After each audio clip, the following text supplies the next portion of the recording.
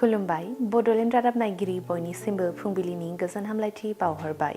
दिनै 24 फेब्रुआरि 2025 इं मायथाइनि सानसेनि फानजामुथियाव थानाय राशिफोरखौ फरायथिनो लाबाय। मेष राशि साखाथिनि सुबुंजों खोथा दान्थेलायनाय जानो हागौ, गुबुनजों सुखुजायै जागोन, गोसोखौ गोरा लाखिनांगोन। वृष राशि साना गोब्राबै बारगोन, आरजिखानाय रांफोरा आखाइनिफ्राय गलांफिनगोन, हानि जागोन। मिथुन राशि बिसि फिसायनि गेजेराव गोरोबलायनाय फैगोन, संसारनि जेंनाया सुस्रांजागोन, नखराव गोजोन थासारि फैगोन। कर्कट राशि आनजाद लिरनायनि मोजां फिथाइ मोननो हागौ, बिमा बिफानो गोजोननाय होनो हागोन, गाहाम सान। सिंह राशि खैफोद नुजाथिनो हागौ, गुलाय गुजाय साननायजों समा बारलांगोन, जेबो खामानि मावफुंनो हानाय नङा। कन्या राशि बायदि खामानियाव मुखुब थानानै देहाखौ मेंग्लिनाय मोनगोन, जानो लोंनो सम मोनै जागोन, देहाया गेरेबगोन।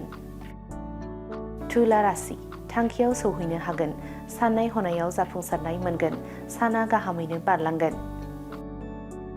वृश्चिक राशि समा जेथो गोनां जागोन, जानाय लोंनायाव सांग्रां जानांगोन। धनु राशि जिउआ जौगानायनि लामायाव फैगोन, थांखि लानाय खामानिफोरखौ मावफुंनो हागोन। मकर राशि मावनाय खामानिया आद्रा थागोन, जेंनाजों मोगा मोगि जागोन, गोजोन गैयै थासारि सोमजिगोन। कुम्भ राशि थांखियाव सौहैनो लामा नुजाथिगोन, समा खाबु गोनां जागोन, मोजां सान।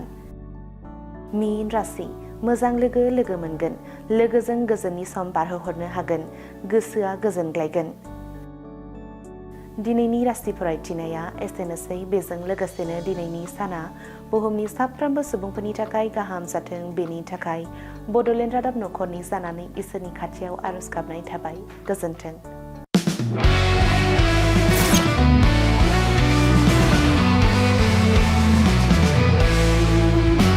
नोंथांनि जिउआव जायखिजाया खामानियावनो हेंथा नुजाथिदों नामा? गोब्राब नाजासेयावबो जिउआव जाफुंसारनायखौ मोननो हायाखै नामा? जुदि नोंथाङा बेफोर बायदि जेंनाफोरजों मोगा मोगि जानांदोंब्ला बे खेबनिफ्राय जिंगासिनांगौ गैलिया। मुलुग दरबाराव तन्त्र मन्त्रनि थाखाय बयनिख्रुइबो मुंदांखासिन थावनियानो जादों मायां। मायांखौ साधु बिद्यानि रायजो होननानैबो मिथिनाय जायो। बे मायांनिफ्रायनो तान्त्रिकनि सोलोंथाइ लानानै फैदों मुंदांखा रबि कबिराजा। बिथांनिफ्राय नोंथाङा नोंथांनि जिउनि गासिबो रोखोमनि जेंना जेंसिफोरखौ सुस्रांनानै लानो हागोन। बिसि फिसायनि गेजेराव जेंना, गोसो थोनाया गारनानै थाङोब्ला लाबोफिननाय, जुलिनि जेंना, साख्रि मोननो हायै, हा हु धोन सम्पथिनि जेंना, बायदि बायदि जेंनानिफ्राय उदां जानो एबा सुस्रांनानै लानो थाखाय नोंथाङा दिनैनो दानो जगाजग खालामनो हागोन रबि कबिराजखौ। रबि कबिराजखौ जगाजग खालामनो थाखाय मबाइल नाम्बार 7099193841 एबा 7086047381 आव कल खालामनो हागोन।